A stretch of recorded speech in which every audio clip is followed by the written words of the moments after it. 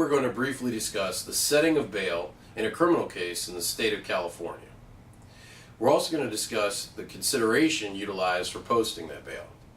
In California, the applicable code sections are Penal Code Section 1275 and 1275.1 for the conversation we'll have today.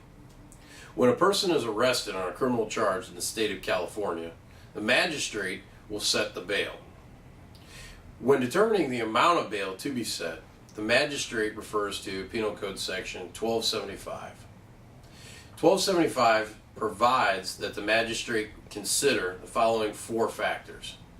Number one, and the most important for the court to consider, is the protection of the public. The number two consideration is the seriousness of the offense charged. The third consideration is any previous criminal record. Number four would be the probability of appearance at future hearings. The court will look at things like whether or not the defendant has any FTAs on their record, whether or not they've failed to show up for traffic cases, things of that nature.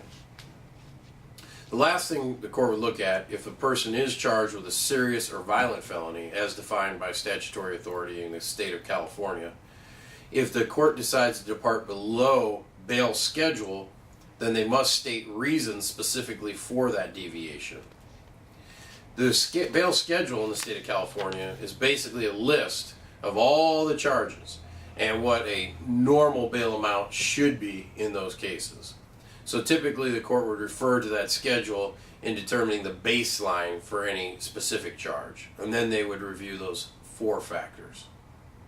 Additionally, the court can look at the consideration, the money utilized to post the bond. Under Penal Code Section 1275.1, the court can look at whether or not it believes the money utilized to post the bond has been feloniously obtained. Under 1275.1a, it states that no portion of any consideration utilized to post bond shall be feloniously obtained.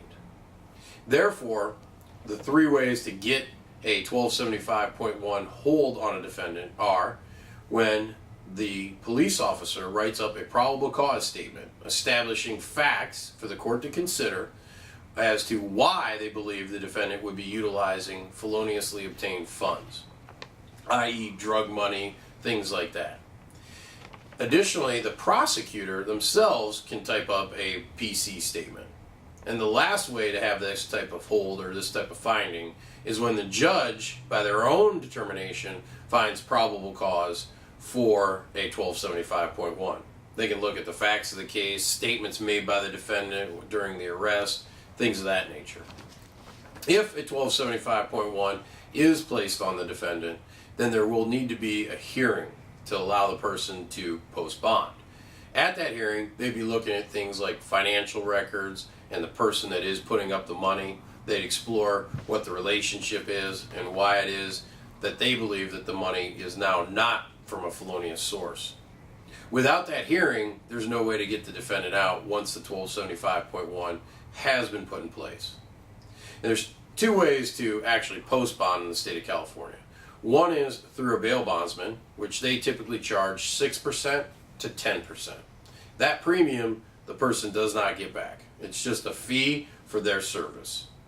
The second way is to actually post the entire amount of bond yourself.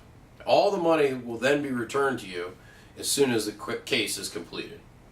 Remember, if you or anyone you know has been charged with a criminal offense, please contact the law offices of Glew and Kim for a free consultation. Thank you.